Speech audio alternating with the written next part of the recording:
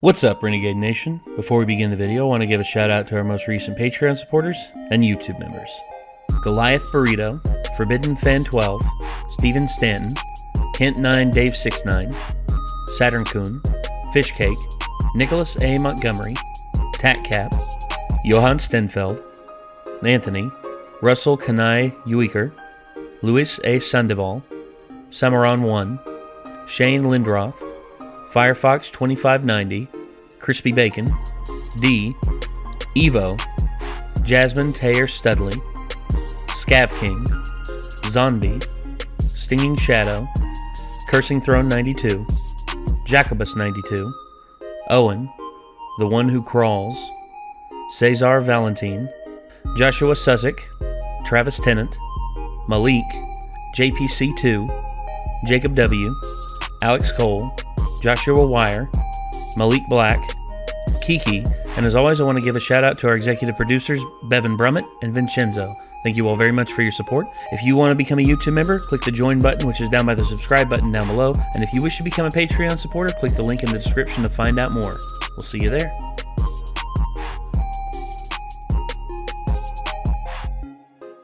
Oh, I got a new tool. Wait, is this a... Oh my gosh, dude, I can melt through metal now. Yay! Any upgrades available? Hello. You know what? I got a full minute of blowtorch.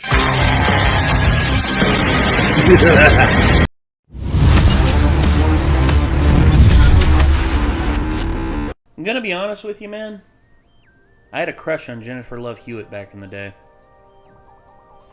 I had a crush on Sarah Michelle Gellar. Sarah Michelle Gellar also up there as well. I don't know. I was a Buffy fan, so that's fair. I was a Buffy fan too, but I like both her and Allison Hannigan a lot. Yeah.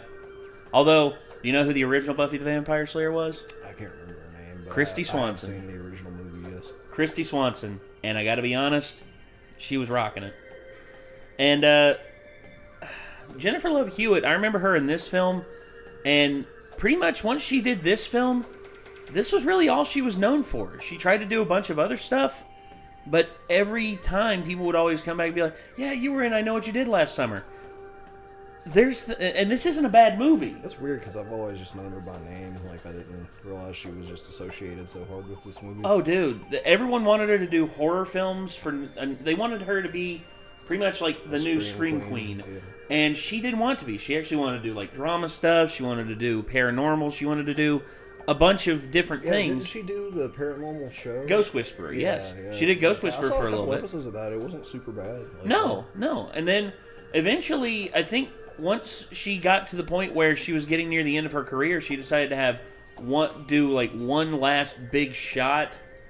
And she decided to just throw all the cards out the window and just be like, all right, I'm going to just go full sex, because she didn't want to be a sex symbol either. She didn't shy away from it, but she didn't go out of her way to be like a full-fledged sex symbol. Instead, she was just like, I don't want to do that. But then near the end of her career, well, not the end, but near the end of her like mainstream career, basically she was like, all right, I'm just gonna go all out sexy with this, and she did like The Client List, which basically she was a masseuse that basically gave happy endings, and that's it. And yeah, it was interesting, but it didn't last. And there was actually a very embarrassing moment for her on the Jimmy Kimmel show because the poster for it was too revealing on the they had it on a huge sign on the highway in LA promoting it, and they had to remove a certain part of it, her cleavage, because her cleavage was considered too much. And Jimmy Kimmel found out where it was and purchased that one panel that had her cleavage on it and brought it on the show. And he was just like, yeah, I just really wanted this to be a keepsake. I'm thinking about mounting it on the wall behind me. And it was a bit embarrassing for her, but she got through that interview. But everyone thinks of Jimmy Kimmel now as like, oh, he's such a kind-hearted person, he's so mindful of it. And I'm just like, I remember the Jimmy Kimmel on the Man Show who literally just gave no fucks. Yeah. That and Crank Yankers. Him and Adam Carolla. I think now he's out of the mainstream light. I think he's going to go back to that. He's just like, fuck it. They already ruined my career by pointing out that he did blackface back in like the 90s. And then they get everyone with that. They get everyone with their edgy shit they did 20, 30 years ago. Yep. And speaking of, God, it's almost hard to believe that this film is almost 35 years old. Oh wait, not 30. 25. Sorry. This film's almost 25 years old. It'll be 25 years next year. God. That hurts my brain thinking about. I remember when this came out, I watched it in theaters. Snuck in, by the way. I was only 9. I only recently watched this for the first time, like, last year. It's not bad. Yeah, it was not bad. It's not bad. I give it a 7 out of 10. Anyway, I thought I had I like the fact that it has like a dual twist because I thought I had the twist figured out for like the whole beginning of the movie. Everyone thinks that. Everyone thinks they got it. And they went with the obvious like thing at first, and then it turned out to be something completely different. I was like, oh, okay. Yeah, and I like that. I also like the fact that, you know... Still wasn't as mind-blowing of a twist as, like, Saw, but... No. Well, Saw is its own different animal, dude. That one has a twist no one... Quote, that... I know your friend said he did, but, I still think he's just you think he's just me. Full of shit. Yeah. Same. No one saw it coming. Anyway, this is I Know What You Did Last Summer Kill Count by Dead Meat. Let's get into it. Here we go. Welcome to the Kill Count, where we tally up the victims in all our favorite horror movies. I'm James A. Janice, and today we're looking at I Know What You Did Last Summer, released in 1997. Oh, shit. Last all right, Summer, I gotta leave. Which I'll call it for short, because, I sat inside and played is the video best-known games. teen slasher released in the wake of Scream. That's true. Yeah, same here. The two films are often associated with each other, not surprising given that Kevin Williamson wrote both of movies, though this screenplay was very loosely based on a 1973 novel by Lois Duncan. Scream and Last Summer share a few other similarities too. For instance, both have a bit of a whodunit element to them, and they both feature casts of attractive teens, some of whom would go on to be in the Mystery Gang. But that's about where the similarities end. Whereas Scream is a self-aware, borderline satire of slashers, Last Summer plays it all straight, delivering a more mysterious and traditional. I think that's why I like Scream without all those weak. Because it doesn't take itself too seriously. Yeah. No, and that's my thing too. I love Scream and Scream 2 better than I like this one. And the sequel to this one's such a missed opportunity, such a huge missed opportunity. But well. It irks the shit out of me, like, to an extent. Like, I know they're, like, the first two are really funny, yes, but, like, Scream was already, like, a satirical, like, horror movie, basically, you know? Yeah. And it did it with, like, a really smart version, and then they make Scary Movie, and they pick Scream as, like, their main, like, basis point to just make an absurdist comedy, like, parody of. And I'm just like... And again... You could have picked, like, a serious thing to convert to that, but they could have picked something this. that was already doing a lot smarter comedy than you were planning on doing. They could have picked this. They could have picked this to base Scary Movie off of, because this is the more serious, hardline horror film, whereas Scream was already self-referential. I think they just more picked the low-hanging fruit. They were like, we can take something that's already kind of like funny in a certain way and turn it into something that is just ridiculously absurd. Actually, Doug pointed this out in his like parody movies. He notes that Scary Movie is sort of the beginning of this new form of parody movie where they go for the low-hanging fruit and go for the obvious instead of going for... Because after the first two, they just quit putting any effort into them whatsoever. Exactly. And it became, instead of a Scary Movie parody, instead they were including in Matrix references. Yeah, they're like, all we have to do is reference a bunch of other stuff, and that's funny, right? Like, and that's the problem. I think that's where the Wayans left the They were just like, you know what? This isn't good anymore. We're not going to be a part of this anymore. Making references does not always equal comedy. This is true. And then they had those. You had say that disaster like I sound hypocritical movie, because when movie, I scream, I reference movie. everything. But they had all those other parody movies that came out that did the obvious. You know, epic movie. They did a disaster movie. They did a date movie. They did all those stupid ones, and I was just like, damn, that's just a waste. Yeah. Waste of time and a waste of money and a waste of very talented people. Anyway, let's get back to this.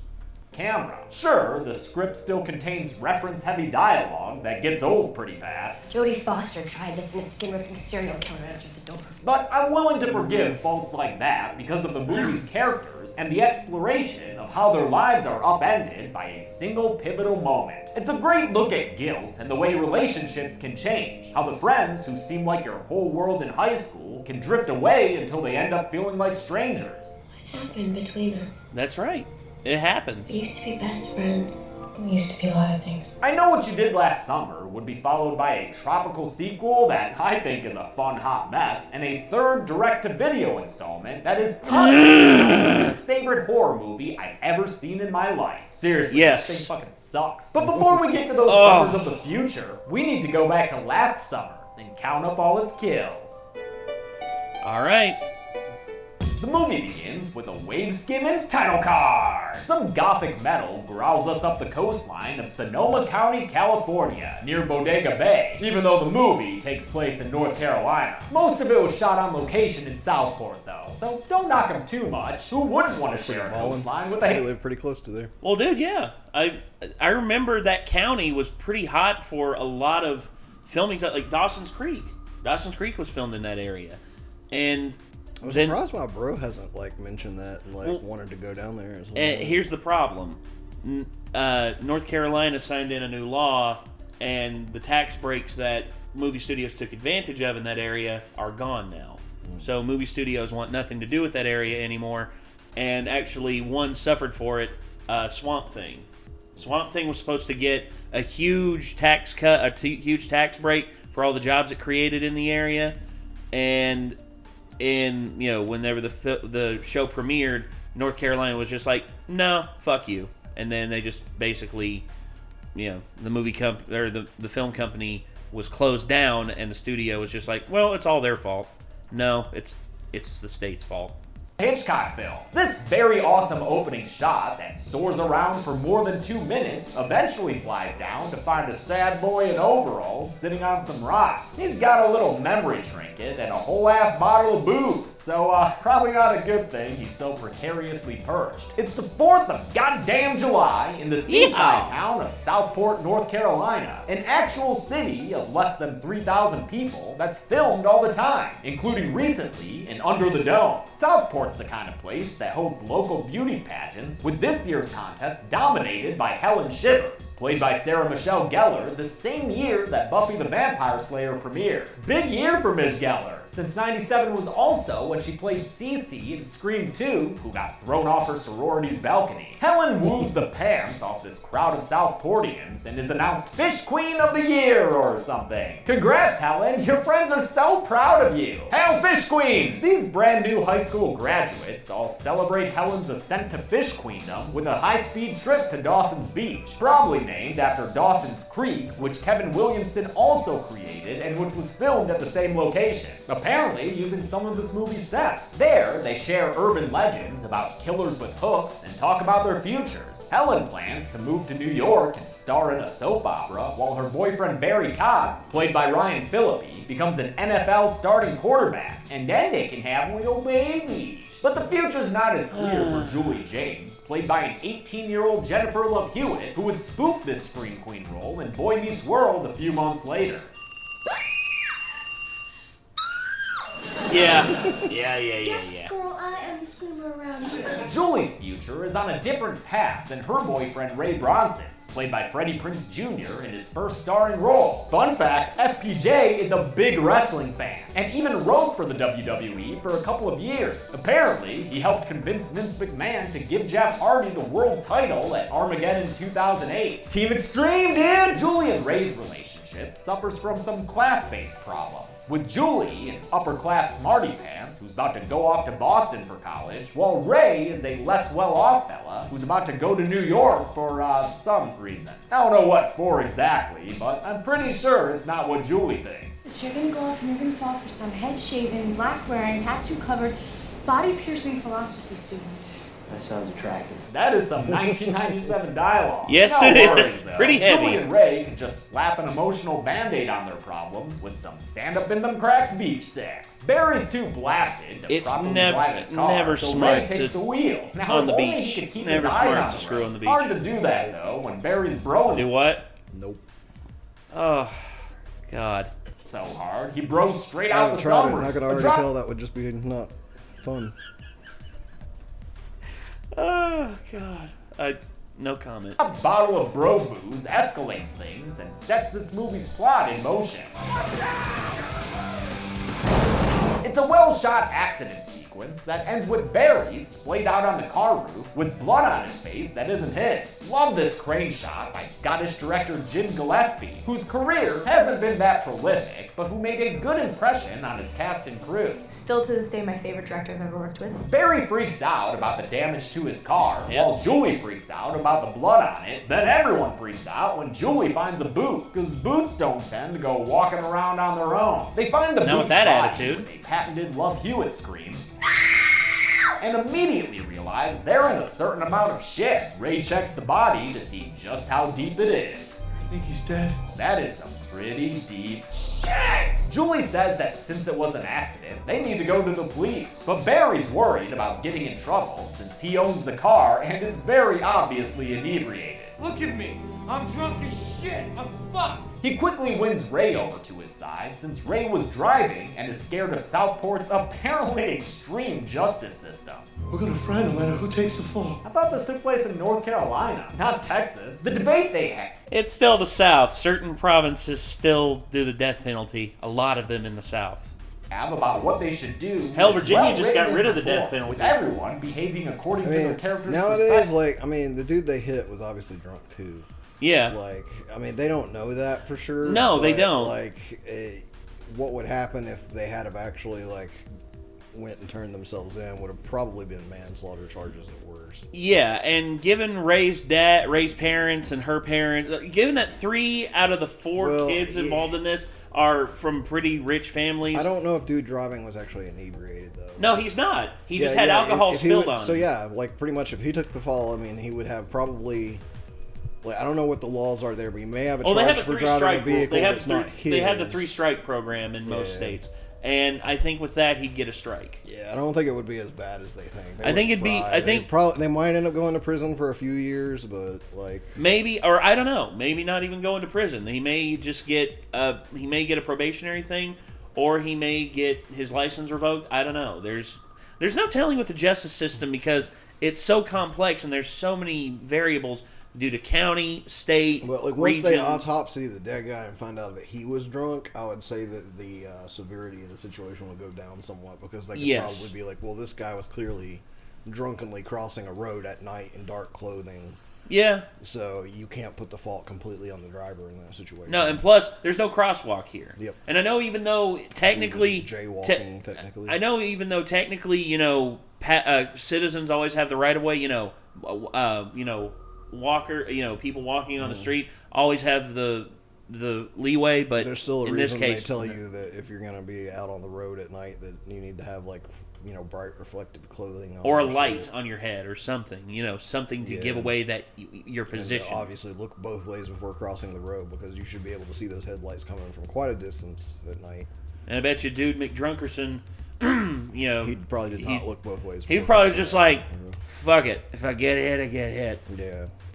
Detectives, Let's just pretend we were never here. says the actor, for instance. Eventually, Julie loses out against the others, who would like to just get rid of the body and pretend this never happened. The guy's already dead. If we go to the police, we're dead too. They hear a truck approaching, which inspires some curbside theater to give them cover. The driver is their classmate Max, played by Johnny Galecki, who was just coming off Roseanne and still had a decade left to go before he'd start banging big theories. They pretend Barry's sick, and Max eventually I remember leaves that. them. Though, honestly, Barry pops back up a little too soon after he drives away. Commit to the bit, Bear. The kids take the body to a dock and prepare to dump it in, hoping the tide and or crabs will take care of it for them. Just one problem, though.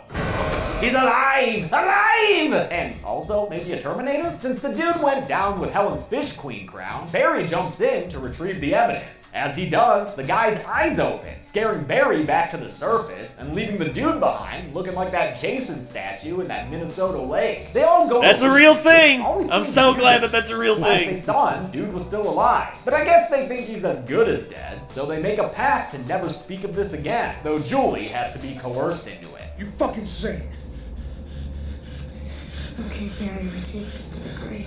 1 year later, Julie is at college, where she majors that was the in- part where I kind of joined her side. I was like, the other three, like, for going along with this at Well- this point, when they realized he was still alive, are pieces of shit. The only ones I would say That's are, the point where you definitely became a murderer.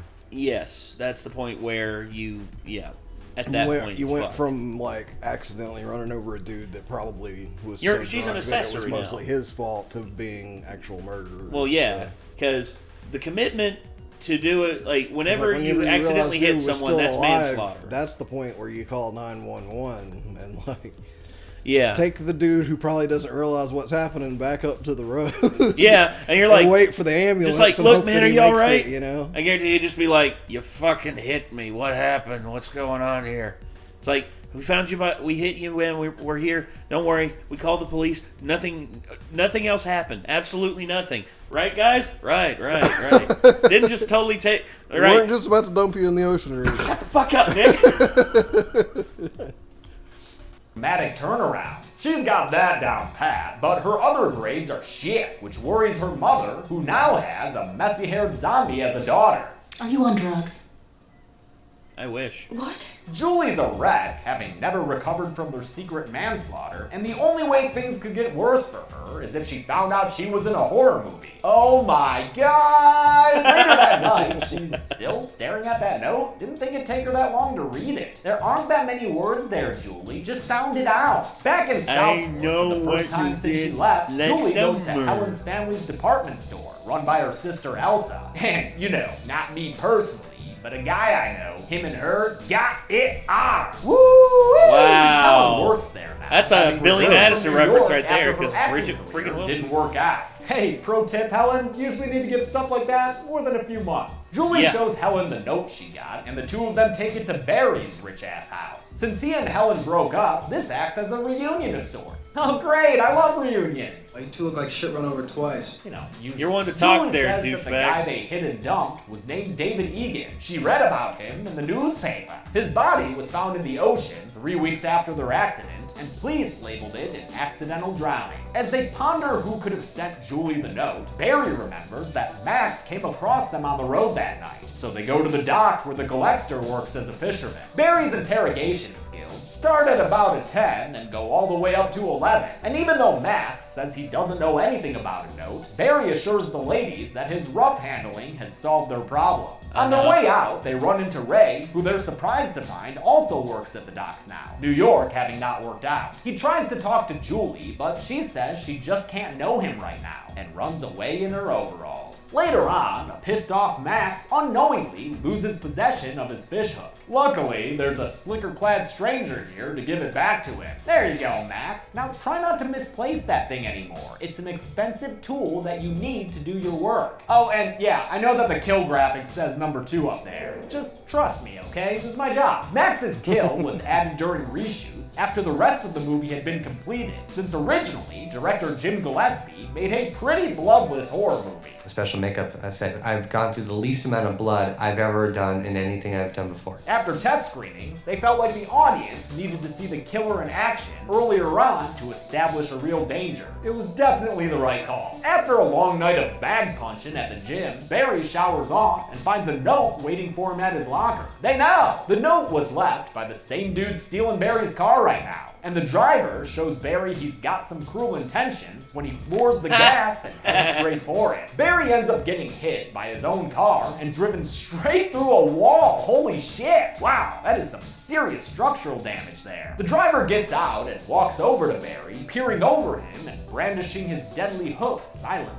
Barry begins to beg for his life, and then, wait, what? A fade to black? That is one lazy-ass way to end a scene, man. Barry's still alive, recovering in the hospital, girl, because apparently the fisherman stalker is content to just mess with them for now. To figure out who this guy could be, Julie and Helen turn to the internet. They find a bunch of articles mentioning David Egan, the guy Jules says they hit last summer, and learn that 2 years ago, David was the driver in a car accident on Dawson Beach that got his fiancée Susie Willis killed. David's family lives, quote, out in the sticks, so the girls drive through a bunch of sticks to visit them, even though they don't have a plan. Don't you think we should have some sort of a plan?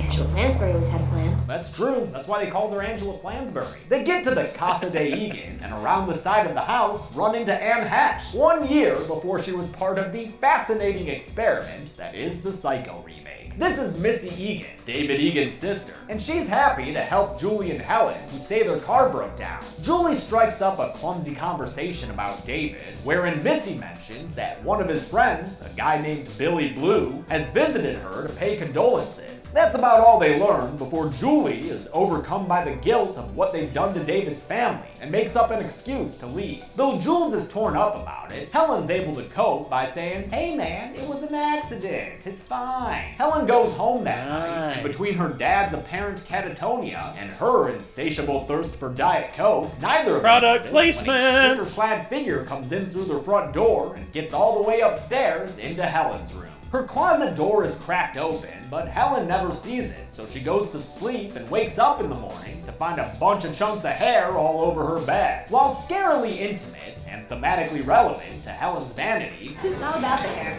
Don't you forget that. I think this haircut harassment would be much more impactful if they had actually done a real hatchet job. Something tells me they weren't allowed to shave Sarah Michelle Gellar's head, though. I think Joss Whedon might have had something to say about that. Yeah. Just like, you're not allowed to shave her hair. It's like, come on.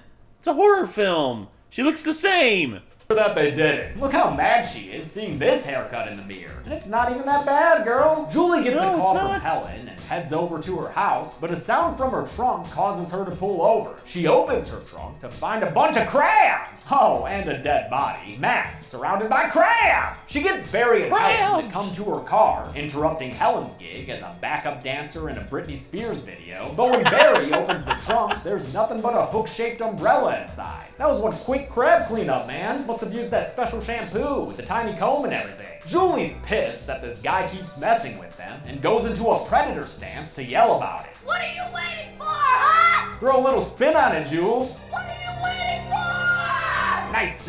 That's maybe the most infamous scene from this movie. It is. Turns out it was directed by a kid who won a contest. It was like, I want her to stand in the street and turn around and just, scream like, "What are you waiting for, huh?" And I was literally like, "Are you kidding me right now? Like, this is what I'm gonna do. Okay, this Do is it. a great idea." And then we were doing it, and it was amazing, and it looked cool, and not everybody loves it. They go to see Ray, and Barry shows a total lack of conversational skills again, as well as a total inability to connect with the punch. Credit to Ryan Phillippe, though, for bringing all that angry energy to a character originally envisioned as a much bigger guy. Ryan isn't a joke. He's physically not that. Ryan had to almost overcompensate in terms of his aggressiveness to be a domineering force against a bigger guy. A piece is made. I guarantee you, like, they envision, like, much more thicker, broader shouldered jock versus, like, slim and slender, like more athletic type, Ryan Phillippe's trying to portray. But when the group agrees to stop accusing each other, and Julie decides that she'll go see Missy Egan again, because maybe the killer's that Billy Blue guy who visited her. We'll get you, Blue Boy! While Julie's doing that, Helen goes to this year's 4th of July Fish Queen Parade, with a whole bunch of fish-themed decorations made by production designer Gary Wisner. I think this movie's setting is another one of its strengths. I absolutely love the small East Coast fishing town vibe. It reminds me of The Mutilator. It's also the perfect setting for a slicker-clad killer, since he can easily disappear among these crowds. Maybe keep that in mind before you go around tackling old dudes to the ground, Grizzly Bear. No, seriously, dude, you might want to get off that guy. I think he's having an episode of something. Julie goes back to Missy Egan's house and finds it looking a tad more Texas Chainsaw. Keep an eye out for sliding doors, Jules. Though she ain't wearing a human skin mask, Missy still approaches Julie like a serial killer, because this movie really wants there to be a bunch of suspects to point fingers at. She chops up fish heads as Julie brings up David again, and when she says his death wasn't an accident, Missy says she knows. Well, he killed himself. She says David went up to the cliff last year to kill himself over the accident that killed his fiancée, and she knows this because he left a note. This isn't a suicide note.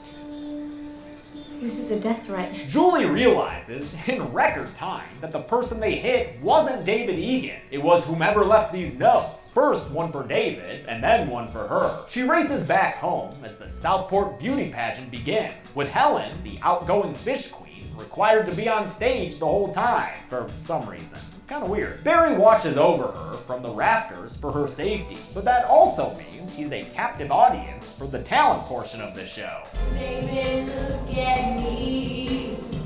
Oh, God. Lucky for Barry, he doesn't have to listen to this much longer, because I had to sit through... Okay. Your sister is a bit older than you, so you didn't have to sit through a bunch of stuff that involved her. My sister competed in beauty pageants and all that. Not exactly, because really? my sister was always in the choir at church. Oh. But my sister can actually sing. But Okay. That's so it's not really a big deal.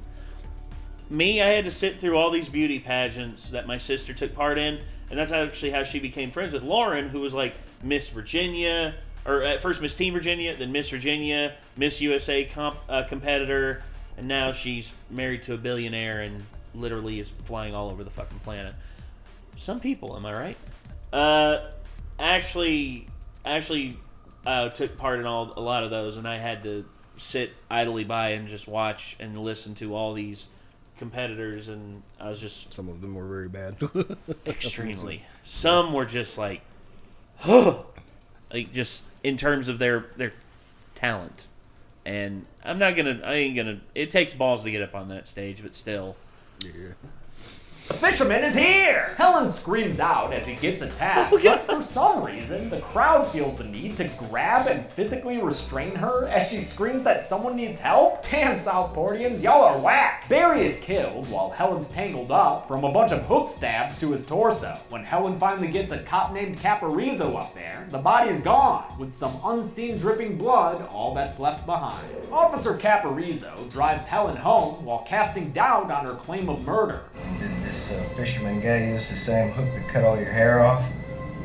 What the fuck are you even talking about, dude? She has a normal shoulder-length haircut. What a stupid plot point. A road barrier forces them into an alleyway where the cop comes across a guy apparently in need of some roadside service. It ends up being the killer, earning Caparizo a hook stab to the stomach and giving us a fair amount of scream queening and mouth bleeding. Aw, at least he laid him down real gently though. That's nice. Helen finds herself briefly trapped in the backseat of the police car, which Kevin Williamson would repeat in his script for Scream 2, released the same year. Eventually, she kicks her way out of custody and escapes the slow-walking killer by, not walking slowly. She runs to her family's store, and because of her massive head start on the slow-ass motherfucking fisherman, she's led inside by Elsa before he can get to her. Even though, how did Elsa not see the guy approaching them when he was this close? That storefront is all windows. Elsa locks the front door, but doesn't get to the back door in time. The fisherman's already made it inside, so he kills Helen's older sister with a hook slash across the chest. I thought that part Love the kind of shot sucked. of him carrying the body away. Yeah. But again, So I was this just kill- like, oh, come on, man. Like, what did she do?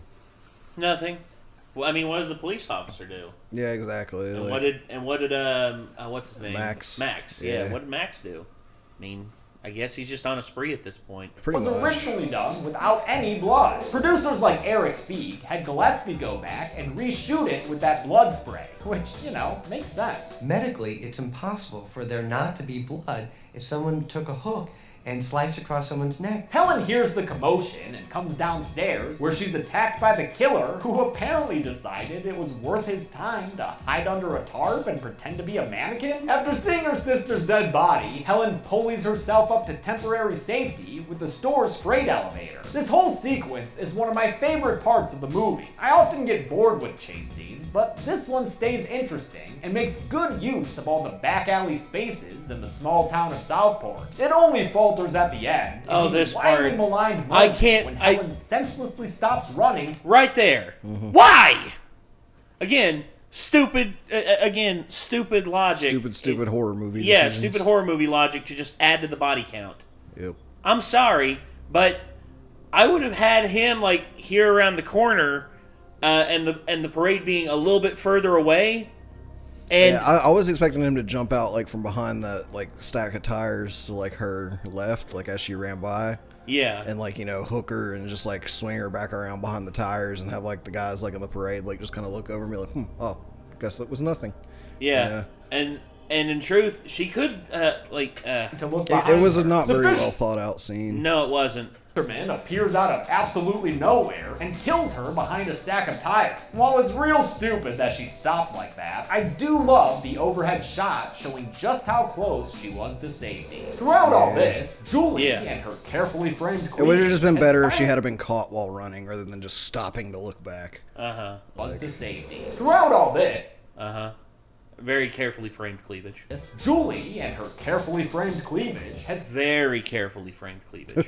finally figured out who the killer is, thanks once again to the power of the internet. Turns out he might just be the father of David's dead fiancée, Susie, a local fisherman named Benjamin Willis. Julie runs into town to share this newfound information with all her friends. But sorry, Julie, they're all dead. Womp womp. All except for Ray, two out of two who, are dead. wait a minute, runs a fishing boat called the Billy Blue. Oh no! It wasn't Ben Willis sending them notes and attacking them. It's been Ray all along. Or so Julie thinks, since Billy Blue was the guy who visited Missy and, I don't know, man. To be honest, the whole Billy Blue thing's a bunch of straight up bullshit. Anyway, Yes. Julie runs away from Ray and he gets clotheslined by a dude in a baseball cap. The guy tells Julie he's got a boat phone she can use, but when she climbs aboard, all she finds instead are a bunch of articles about her and her friends plastered all over the walls. The fisherman undocks the boat and confronts Julie to reveal that Ray wasn't the killer, you dingus. It was him, Benjamin Willis! Ben Willis chases her around his boat in a scene that they actually shot on the Cape Fear River, which proved to be a hassle for production. Never shoot on water. This elemental force is uncontrollable. It was terrible. The whole boat sequence was awful. That's why a lot of productions nowadays build their own sets that are in water. That way they can control the waves and they can control, like, the depth of the water and everything. That's why they build those now. For it's a lot, and they cost a lot, dude. It's like Titanic. The Titanic set is honestly one of the most elaborate water sets I've ever seen. Back at the docks, Ray finally recovers and steals a little motorboat to catch up to the Sweet Susie, a boat Ben named after his daughter, of course. Ray climbs on deck to confront the swipey fisherman, and the two of them fight until Ray's distracted by a jewels in a box, which gets him knocked overboard and tied up in a fishing net. Julie runs around the boat hull in a rarely seen nautical version of the Final Girls circuit. But don't worry, this variation still includes staples like the dead body discovery. Ray works his way back aboard and shows up just in time to swing a hook into the face of Ben Willis, knocking him down, but not for long. He pops back up and hit Ray and wish Julie a happy 4th, and even give her some Independence Day advice. When you leave a man for dead, make sure he's really dead. But his final swing gets his hand caught in the ship's ropes, and, thinking fast, Ray sends the guy up into the rigging where his hand is cut off. The handless Ben Willis falls into the sea, and Ray and Julie leave him behind as they sail back to Southport. On the docks, they share some relief over never having actually killed anyone. The worst thing they did was cut Ben Willis's hand off, and that guy was a total dick. I know some people are gonna need this whole thing explained, and don't feel bad, it's a little muddled. So here's a full recap of what happened. David Egan was the dude we saw in the beginning, sitting on the cliff on the 4th of July, 1996. A year prior, he had been drunk driving and caused an accident that killed his fiancée, Susie Willis. David ended up finding a note from Susie's dad, Ben Willis, who either asked to meet him at the cliff or found him there reminiscing. In either case, he killed David Egan, and though it's not on screen, we did see David as a character when he was alive. Hence the number so 2. That's why that he was talking about earlier. There's a trust adding him to the kill count and saying he was the first kill. I know, it's messy, but not sure what I was supposed to do here. After he was done killing David, Ben Willis was hit by the kids, but not killed. And he So still actually, he wouldn't have been drunk, because I forgot about the part that, like... Yeah. It was Ben a wasn't switcheroo. drunk. Ben was Egan wasn't instead- actually the guy that they hit. It was Ben. Yep. Yeah, so- Ben was instead just there on a mission and got hit. I guarantee you he probably didn't hear the car coming around the corner, and then he tried to bolt for the side of the road and got hit. After they dumped his body in the water and left him all Jason-fied. A year later, in 1997, Ben Willis started writing notes to the kids and killing them as revenge for, hitting him with a car. Got it? Cool! Oh, and the Billy Blue thing? Ugh. Ray captains a boat named the Billy Blue. After hearing in the news about David's body washing ashore and assuming that David was the person they hit, Ray felt guilty and visited David's sister Missy to offer condolences, using the alias Billy Blue. That's all that was. I would have, if anything, I would have had. I can't remember if Anne Heche's character said, "Yeah, Billy Blue visited here, kind of handsome," saying something like that, in reference, and then all of a sudden, that would have added a bit more to the reveal of Ray's boat being named the Billy Blue, because Freddie Prinze Jr., pretty handsome fella, and it's just like, oh shit. And at that point, it would have added a little bit more doubt, but again... See, I actually was suspecting him, for most of the movie, just because I was like, he's barely been in it since shit started back up, so I'm thinking... And nothing really happened to him. Kind of just taking revenge, because I was like, who else could know? Who else could know? So the then, twist was actually kind of decent, when it was like, oh...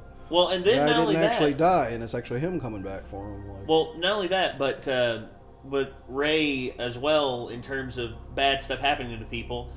Julie finding the body in her trunk, Helen's hair getting cut off, and Barry nearly getting killed after getting ran over. And then Ray, what happens to him? I got a letter. Doesn't really, in terms of escalation, doesn't really it seems like add he's up. being fucked with less than they are. Exactly. And, yeah, it's a whole thing. But anyway... It was stupid. The movie ends with a denouement taking place another 1 year later, in 1998. Julie's back at college, and by the sounds of this phone call, she and Ray are still together and being all sexy to each other. But what's this, Jules? A note in the same handwriting as Ben Willis's threats? No worries, it's just an invite to a sorority party. Nothing to worry about here, except the Greek system. Well, that and this carefully written thread on the shower door. Play us out with a jump scare last summer.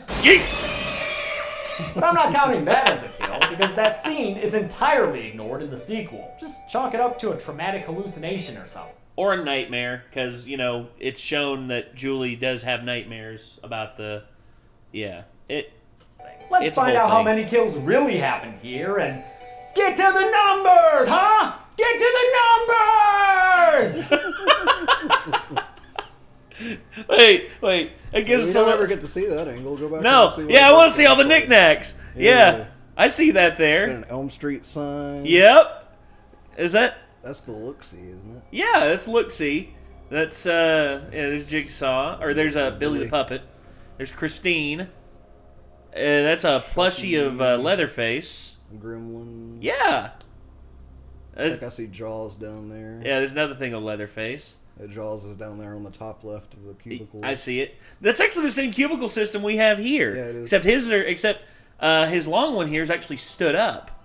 It's interesting. Yeah. Very interesting.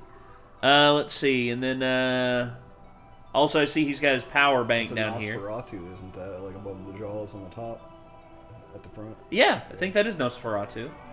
And there's so many there's Pinhead. Trick or Treat. Hell yeah. Golden Pinhead. Yeah, down and to the left of the Pinhead, right next to the Pinhead on the left is the sucker from Trick or Treat, right above the Gremlin. Oh, very nice. Without the bite. Oh, there's Ash. Ash from the Evil Dead. Hell yeah. Dude, that's awesome.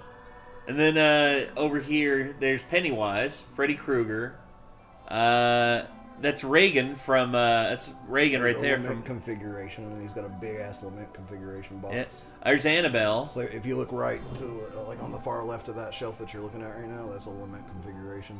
Oh, right there? Hellraiser. Yeah. Yeah, very nice. God, dude. Such a horror aficionado. I love this guy so much. Oh, Stranger Things. I see that down there too. Nice. He's got all these knickknacks he can just place around for different videos whenever he does stuff. Yeah, I love it. Also, I don't wish I had that kind of. Also, don't mind the demon, or don't mind the Plague Doctor plushie over my shoulder. He's just been watching you this whole time. Yeah. Anyway, let's get to the numbers. He's silently judging. Yes. 6 people died in I Know What You Did Last Summer, though one of them was very off-screen, and I'm still not sure if it was right for me to count it. The victims were 4 men and 2 women, a 2-to-1 ratio of dudes, and with a runtime of 101 minutes, that left us with a kill on average every 16.83 minutes. I'll give the Golden Chainsaw Not the most coolest kill-heavy kill horror to movie. Max. I love that hook through the chin. Yeah. Pulling his body across the stovetop to leave a blood trail behind is great. Dull machete for lamest kill will go to David Egan, I guess. Happens off screen, you don't really know. Of course I am. It's my fucking show. And that's it. I Know What You Did Last Summer came out in 1997 and was parodied extensively in Scary Movie. Took a lot of self-control to not just constantly reference that movie's jokes in the script. I'll look at the sequel next week, which features Jack Black and Jeffrey Combs. But until then, I'm James A. Janice. This has been The Kill Count. Thanks a lot for watching this week's Kill Count. I want to thank some patrons like Daniel Kenya, Madeline Howe, Todd Jack Black KX, was in the sequel. Oh, yeah.